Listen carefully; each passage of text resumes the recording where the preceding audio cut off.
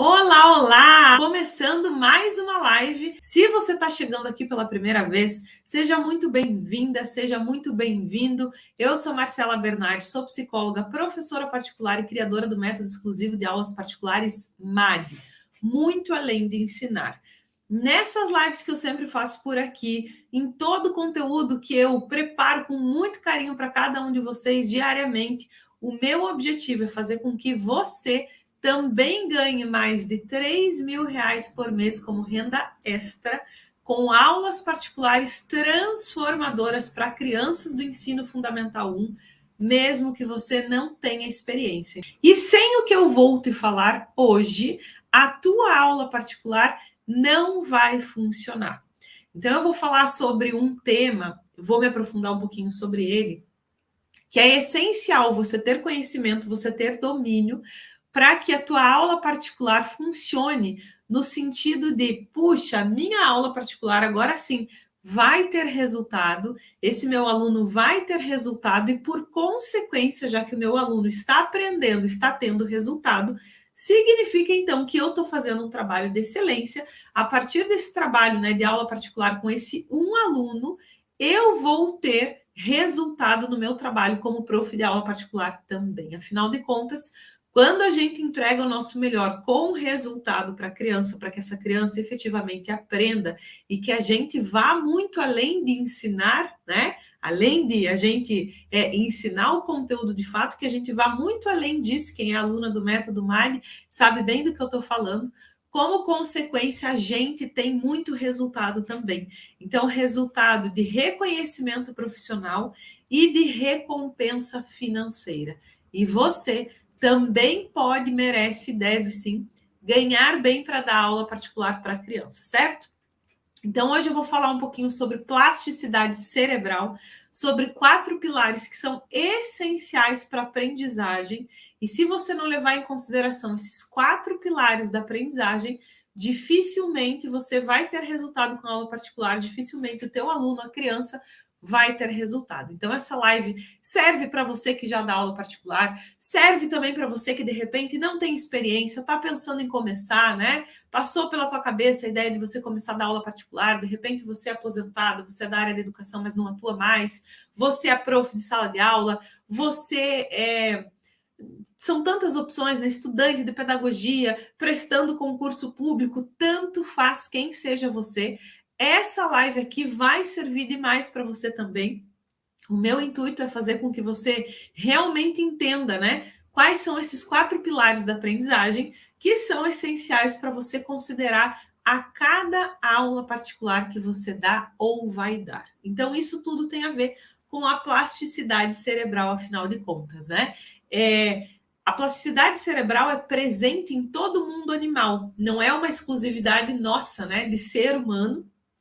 Porém, a maneira como as sinapses se modificam, e eu já vou explicar um pouquinho mais sobre isso, a maneira pela qual a gente consegue aprender é o grande diferencial, né? O que nos torna humanos, afinal de contas, qual que é essa questão da inteligência, e esses pilares, que são os 4 pilares, os quais eu vou falar sobre eles aqui com vocês hoje, né? É que maximizam a rapidez com que a gente humano extrai as informações do ambiente. Então, quando a gente está aprendendo alguma coisa, no fundo a gente está extraindo informações do ambiente e está levando essa informação, né, transformando essa informação dentro do cérebro a ponto dela ficar palatável, dela ficar compreendida, da gente conseguir colocar com as nossas palavras exatamente aquilo que a gente viu no ambiente.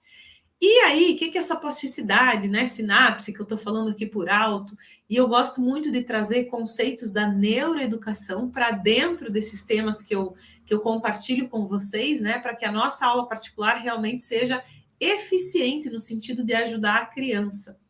Hoje, a neuroeducação, que é um campo tremendo, brilhante, maravilhoso que existe, já consegue mostrar para nós o que se diz mais eficaz no momento da aprendizagem.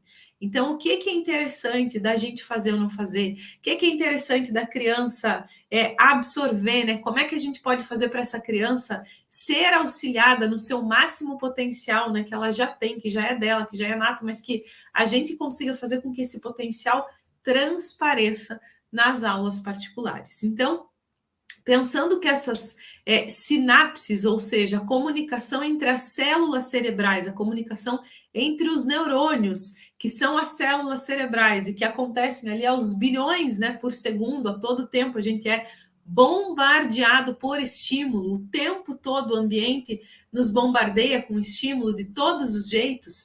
O que a gente faz para que essa neuroplasticidade, para que essa comunicação entre os neurônios, né, para que essas sinapses aconteçam de forma eficiente durante uma aula particular, para que a criança, afinal de contas, aprenda. O que eu, prof de aula particular, preciso saber sobre isso? E o primeiro pilar dos 4 pilares que eu vou trazer para você aqui hoje é a atenção. Se você parar para pensar, a todo tempo, como eu disse, a gente é bombardeado por um estímulo assim incontável de informações, mesmo aqui durante essa live. Você, espero, né, que esteja conseguindo prestar atenção ao que eu falo, para conseguir aproveitar ao máximo dessa live aqui hoje.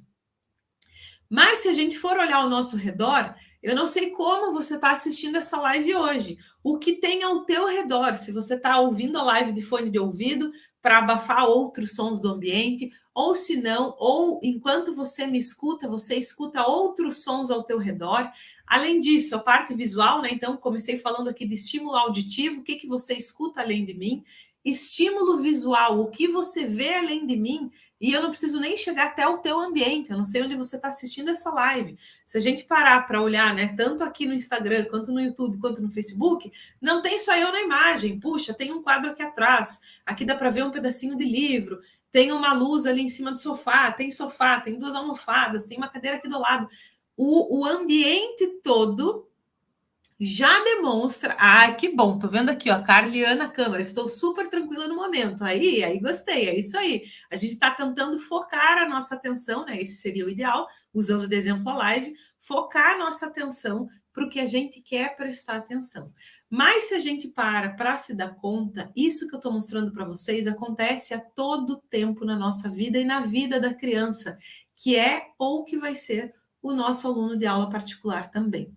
Então, só da gente parar para pensar, né? Puxa, se a Marcela está falando que aqui tem um quadro, aqui tem livro, aqui tem isso, aqui tem aquilo, e esse ambiente aqui que eu faço live já é bem preparado para dar o mínimo de distração possível para você, para que você consiga focar o máximo possível e consiga aproveitar ao máximo esses conteúdos que eu trago, significa que você já está percebendo uma coisa.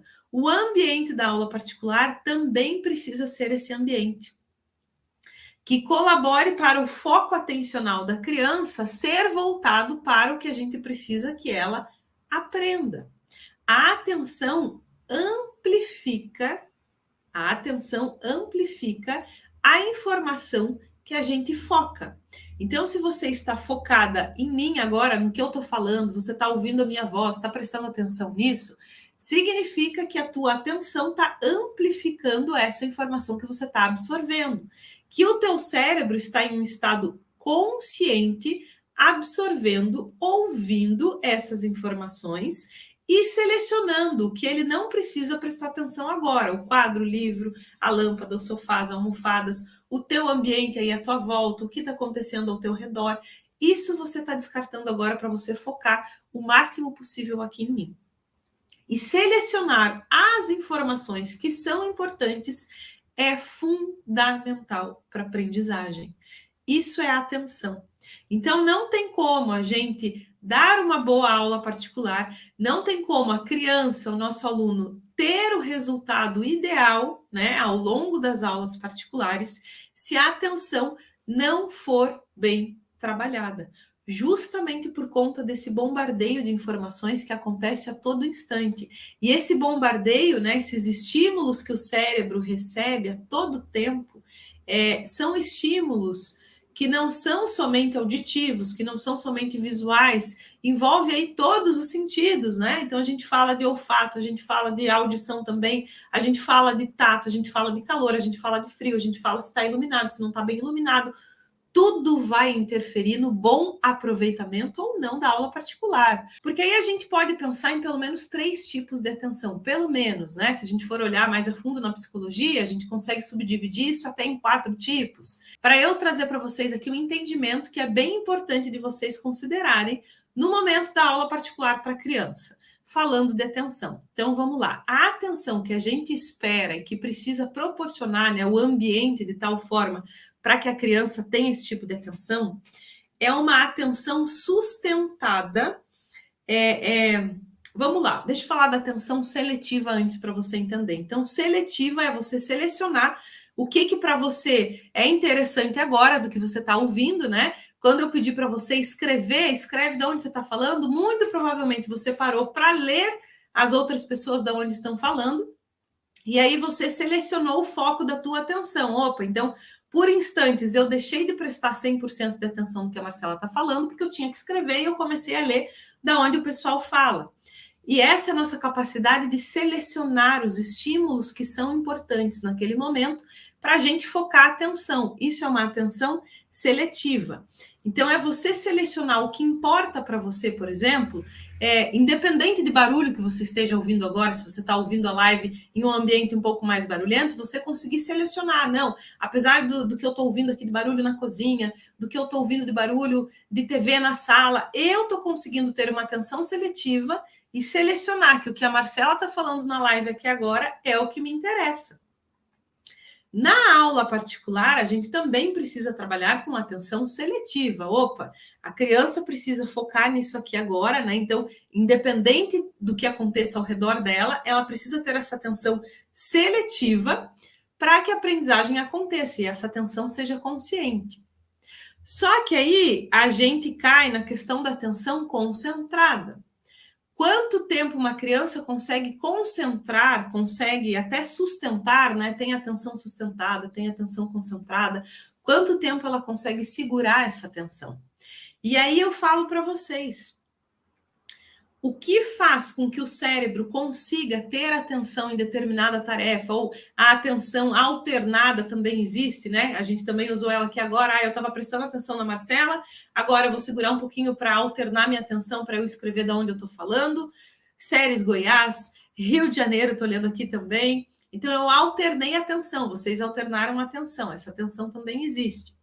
O que acontece é que quem comanda todos esses tipos de atenção dentro do nosso cérebro e do cérebro da criança é como se fosse o maestro do cérebro, né? Que é o responsável pelas sinapses ali, que é a comunicação entre os neurônios, que são as células cerebrais que eu estava trazendo para vocês aqui no começo, é o córtex pré-frontal. E esse córtex pré-frontal, que é realmente como se fosse um maestro do nosso cérebro, ele não está 100% disponível por conta da formação fisiológica ainda na criança. Ele vai se formar quando a criança, 100%, né? Vai se formar 100% quando a criança já não for mais uma criança. E sabe o que isso significa? Que a gente, enquanto adulto, professor, professora de aula particular, educador, né? Que está ali com a criança, precisa ter esse entendimento para não exigir dela algo que não seja nem compatível com a idade dela, como, por exemplo, a questão da atenção. Uma criança dificilmente vai conseguir sustentar a atenção pelo mesmo tempo que um adulto consegue sustentar a atenção. Sustentar a atenção de vou ficar parada aqui concentrada por 1 hora em uma palestra, 1 hora em uma live, 1 hora em uma aula. Uma criança dificilmente vai conseguir fazer algo que o adulto faz em termos de tempo de sustentação de atenção, porque esse maestro cerebral, esse córtex pré-frontal vai se formar quando a criança tiver lá aos seus 20 e poucos anos de idade. E esse nosso maestro, gente, é como se fosse como é que eu posso falar? Puxa, um controle executivo do nosso cérebro, como se fosse uma pessoa que cuida de estradas de ferro, assim, de trilhos de trem, sabe? De ferrovias.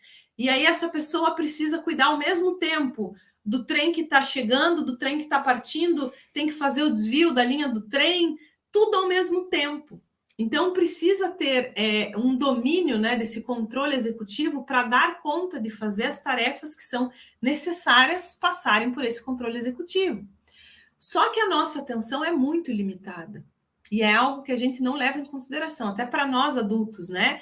Às vezes a gente acha que, puxa, eu dou conta, eu consigo fazer 2 tarefas ao mesmo tempo, eu consigo fazer 3 tarefas ao mesmo tempo, e se engana quem pensa que dá conta de fazer 100% a tarefa A junto com a tarefa B. Se a tarefa A ainda não virou um hábito, ainda não é algo automático, inconsciente do cérebro, o cérebro ainda vai demandar bastante foco atencional para conseguir resolver a tarefa A e para conseguir resolver a tarefa B. E aí a gente divide a atenção, né? Aquela história de, eu vou digitar enquanto eu dirijo, que é terrível. E que a gente, né, às vezes tem uma autoconfiança tamanha, tá tudo bem, eu estou conseguindo prestar atenção no trânsito e no celular. E é completamente errado e drástico, né? E se comprova isso justamente pelo fato de como a atenção funciona dentro do nosso cérebro. E por que eu estou trazendo isso para vocês aqui se a gente está falando de aula particular? Para você entender que você precisa saber um pouquinho sobre os tipos de atenção que existem e entender que esse maestro aqui no cérebro da criança ainda não está 100% formado, todo esse córtex pré-frontal, ainda não está à disposição 100% do tempo, da maneira 100% ali no cérebro no período da infância. E isso significa que quanto mais a gente ajudar a criança a ter foco, a ter atenção no que precisa durante a aula particular, quanto menos distratores, né, houverem nesse ambiente da aula particular, melhor vai ser essa aula. Mais bem aproveitado vai ser o conteúdo, o conhecimento. Mais sentido vai fazer para a criança aquilo que ela está lendo, está ouvindo, que está absorvendo pelos vários estímulos que você coloca. Independente desse bombardeio de informações, que por mais bem adaptado que seja esse ambiente, as informações continuam chegando no cérebro da criança a todo momento. E esse filtro desse maestro que nós já temos 100% formado, a criança ainda não tem. Então, a gente precisa ajudar a criança nesse sentido. E aí, sabe qual é o segundo pilar da aprendizagem essencial que a gente tem que levar em consideração na aula particular e que vai, de fato, ajudar demais nesse ponto da atenção para a criança? Envolvimento ativo. Ou seja, não resolve eu ter uma atitude controladora, por assim dizer, na aula particular, e eu ser o adulto detentor do conhecimento durante a aula particular e a criança um mero receptor de informações, uma figura muito passiva na aula particular, porque não vai funcionar. Quanto mais ativo for o envolvimento da criança, quanto mais curiosidade eu conseguir gerar, mais interessante vai ser aquele conteúdo e mais atenção a criança vai querer disponibilizar do cérebro dela para aquele conteúdo, porque afinal de contas está legal aquilo que ela está ouvindo. O aprendizado, o envolvimento precisa ser ativo. Não pode ser simplesmente a criança ouvir, a criança fazer porque ela é obrigada a fazer. Você precisa envolver todo esse processo de aprendizagem. Eu já contei uma vez, mas vou repetir, que eu sei que tem bastante gente nova chegando.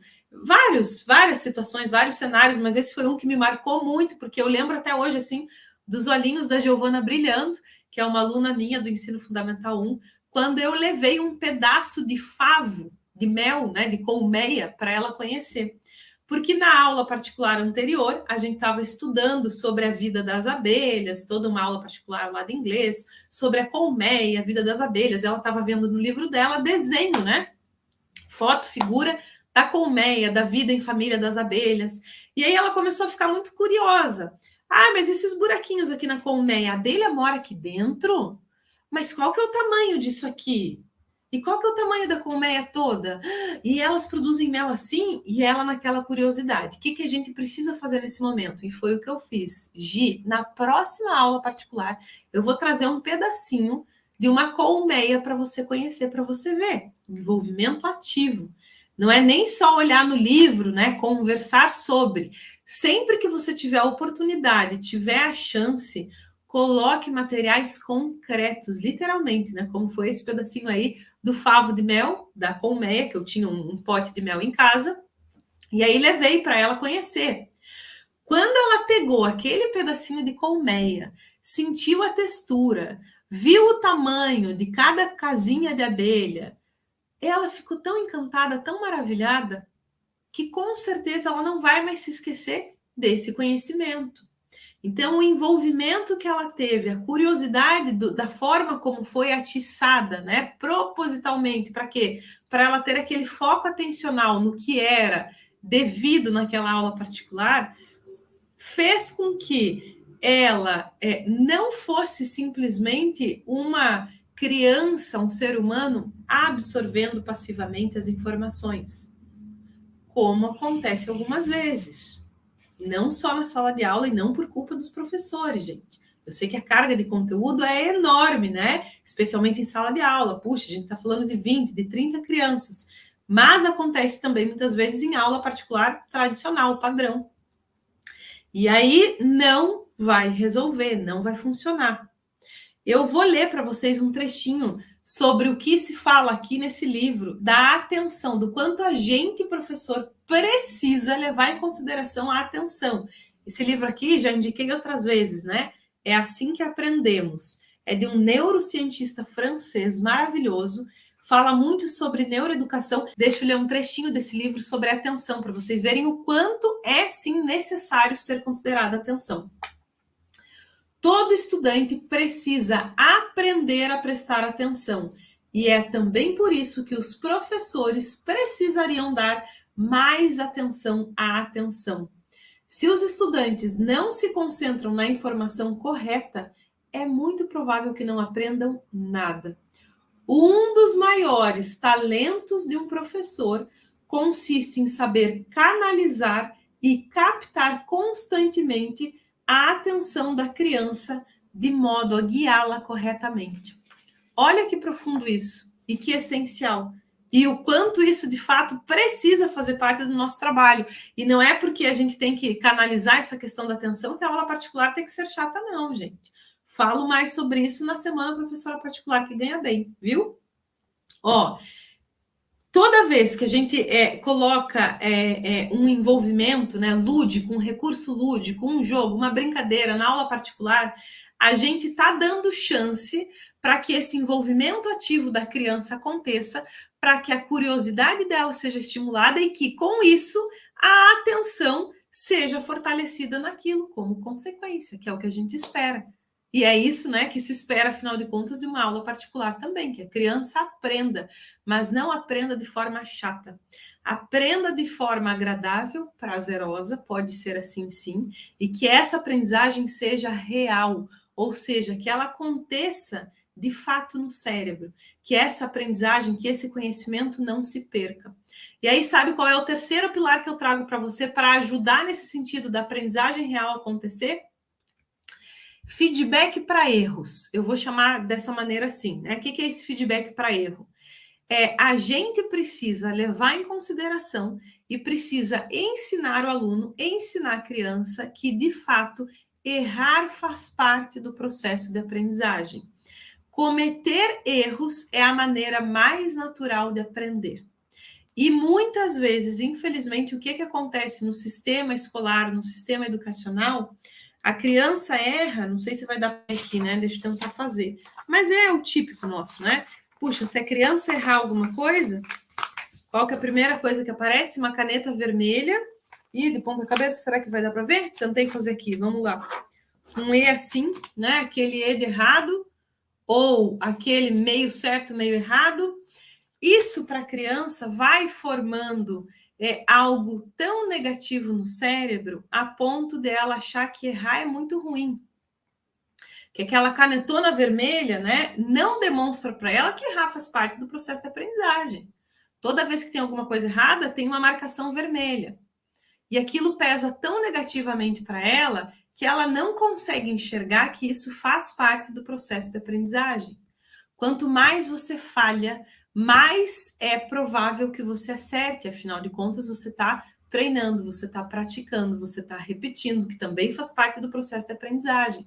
Então, a gente precisa saber passar esse feedback, né, do erro, que não é com a caneta vermelha, que não é estampando ali de forma negativa para a criança, só saber que está errado, sem saber como consertar, sem saber qual foi o pedacinho que saiu. não em acordo ali com o que ela precisava fazer, a gente precisa trabalhar esse feedback para o erro de uma forma muito tolerante, de uma forma que realmente respeite a criança e que a criança consiga enxergar que faz parte do processo de aprendizagem. Normalmente, quando a gente começa a dar aula particular, e é outro ponto que a gente tem que considerar, aquela criança ela já está tão fragilizada, por assim dizer, né? De tanta nota baixa que ela tenha tirado, talvez, de tanto que ela precisa se esforçar e está se achando talvez até incompetente, que ela já está tão sensibilizada quando você começa a dar aula particular, que ela acha que pode ser mais um adulto do mesmo, né? Mais alguém que vai vir apontar minha falha, que vai trabalhar só em cima dos meus erros, que vai trabalhar em cima bem do que eu não sei e não gosto, do que eu não dou conta de fazer, eu não me sinto confortável com isso, eu não me sinto acolhido na aula particular para fazer isso.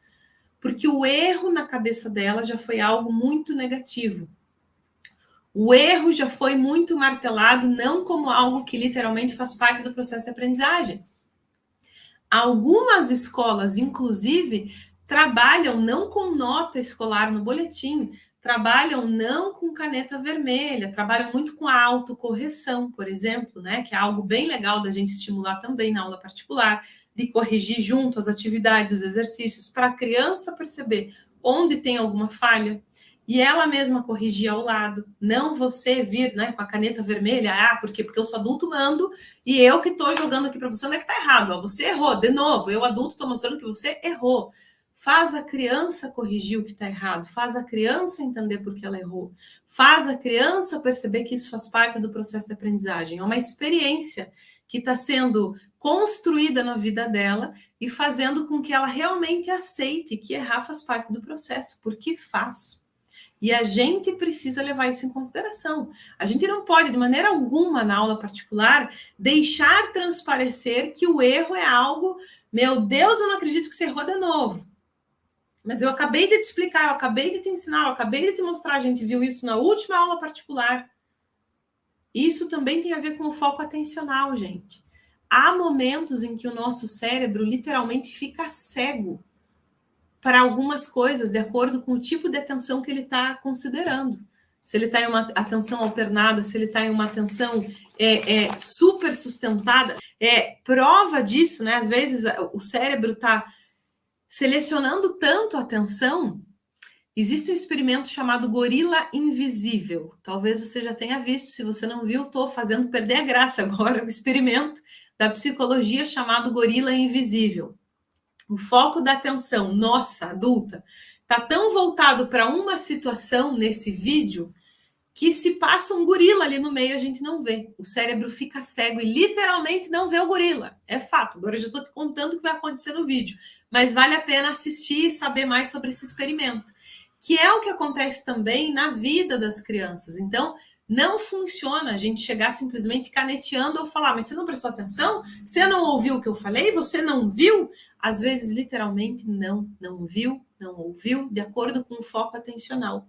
E cabe a você, adulto, cabe a nós, né, profs de aula particular, trazermos, levarmos aí para a aula particular o melhor ambiente, o melhor acolhimento, a gente transformar a aula particular em algo de que a criança, né, algo que seja prazeroso para a criança, algo que seja legal e que ela, de fato, aprenda. Cabe a nós fazermos isso, sermos facilitadores, para que ela tenha uma atenção voltada ao que precisa, mas não seja obrigada a isso, que seja algo legal, com envolvimento ativo. O que dói, o que é chato, a gente evita. O que é legal, a gente tende a repetir, não é verdade? Que legal, eu tô lendo aqui a Adriana, é isso aí, fala o engano, não é nem erro. E é só a gente, né, pontuar direitinho, puxa, você errou, você falhou, deu esse engano aqui, faz parte, eu também falho, eu também me engano. Nossa, quantas vezes eu fiz uma continha assim e a chance de refazer, que é essencial, gente. Então, na aula particular, a gente trabalhar com borracha, a gente trabalhar com lápis, a gente trabalhar com autocorreção por parte da criança. Andréia, você assistiu o vídeo e foi uma que não viu o gorila. Eu também fui essa pessoa. O nosso cérebro fica cego para isso. Bom, por um lado, maravilhoso. A gente consegue ter uma atenção seletiva e sustentar a atenção para aquilo. Por outro lado, se é um assaltante, a gente não vê. Se a gente está dirigindo e passa um caminhão, a gente não vê. Depende do momento da vida, né? Em que momento a gente usa uma ou outra atenção, certo? E o quarto pilar da aprendizagem que eu vou trazer para vocês é a consolidação. Então, de nada adianta, né? Puxa, a gente cuidar do ambiente para que a criança tenha atenção, a gente proporcionar o envolvimento ativo da criança durante a aula particular, a gente mostrar o erro de forma certa, né? Não dessa forma crítica e difícil para a criança, mas que ela entenda que o erro faz parte do processo de aprendizagem. Se esse conhecimento não for consolidado, se esse novo conhecimento não se consolidar, a aprendizagem não vai acontecer. E aí, a prática, a repetição consolida o conhecimento. Quanto mais você praticar, quanto mais a criança repetir, mais esse conhecimento vai se consolidar. E, de novo, não é porque tem que repetir que tem que ser chato e repetir sempre do mesmo jeito. Não é porque está lá aprendendo a tabuada que tem que repetir a tabuada sempre fazendo no papel. 2 vezes 3, 4 vezes 7, 5 vezes 5. Sempre fazendo escrito. Não precisa repetir sempre da mesma forma.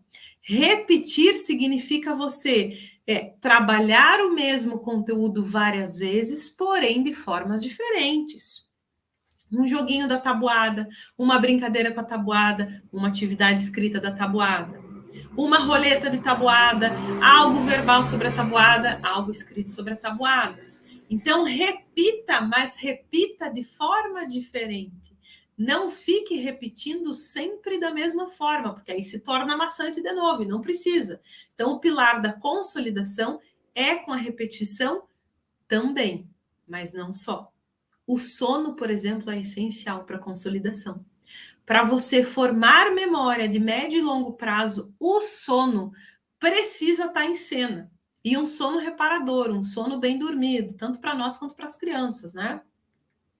Quando a gente vai dormir, melatonina precisa ser liberada. E aí, para isso, não adianta a casa estar toda iluminada, ter barulho de televisão, barulho. Por quê? Porque aí o cortisol, que é um outro neurotransmissor, vai estar bombardeando o organismo da criança, vai estar inundando o organismo da criança, ou o nosso organismo, e na hora de dormir, aquele sono não vai ser reparador. O que eu tenho a ver com isso, Marcela? Agora você está me falando do sono do meu aluno. Eu não sei como é que é a rotina da casa do meu aluno. Mas se você quer ir muito além de ensinar, se você quer dar uma aula particular transformadora, você precisa saber. E claro que tem o jeito certo de você se informar sobre isso, de você passar feedback para a família sobre isso, de você mostrar para a família o quanto isso é importante, para que a família entenda. Até porque, em um primeiro momento, aquela família contratou você para dar aula particular de matemática.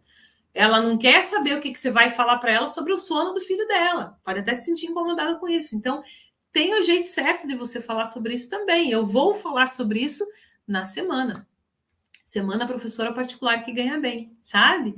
Então, assim, esteja comigo na semana, porque eu vou trazer muito conteúdo. Eu vou bastante a fundo nesse quesito todo da neuroeducação, da conexão com a criança, de como uma criança aprende, do que a gente na aula particular precisa fazer para que essa aula não só seja produtiva, mas que seja agradável, para que a criança sustente a atenção, para que a criança queira continuar com você ao longo das aulas particulares, para que por conta do resultado que você dá para essa criança, essa família desse aluno teu indique você para mais uma família, para mais uma família, para mais uma família, e a partir de um único aluno de aula particular, você chegue aí definitivamente nos mais de R$3.000 por mês como renda extra com aula particular. Porque, afinal de contas, você não precisa trabalhar o dia inteiro com aula particular para ter mais de R$3.000 no final do mês, não. Você fazendo isso da forma certa, seguindo uma metodologia, você chega nos R$3.000 trabalhando no seu tempo livre. Um livro, né, que eu poderia deixar para vocês, um deles é esse mesmo, é Assim que Aprendemos, mas esse é um pouquinho mais denso.